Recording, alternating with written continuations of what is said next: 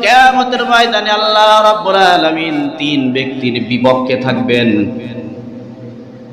বিশ্ব নবীজি বলেন, যারা আল্লাহ তাআলার সাথে কোনো ব্যাপারে ওয়াদাবদ্ধ হলো, অঙ্গীকারবদ্ধ হলো, আর সে অঙ্গীকার পূর্ণ করলো না, এক। দুই নম্বরে যারা স্বাধীন ব্যক্তিকে বিক্রয় করে তার মূল্য ভক্ষণ করে নাই।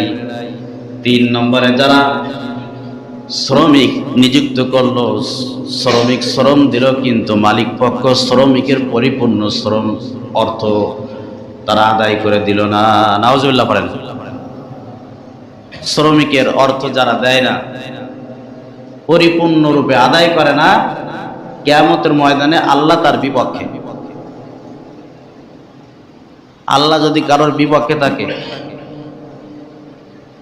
তার পক্ষে কাজ করার মতো কেউ আছে? কেউ নেই।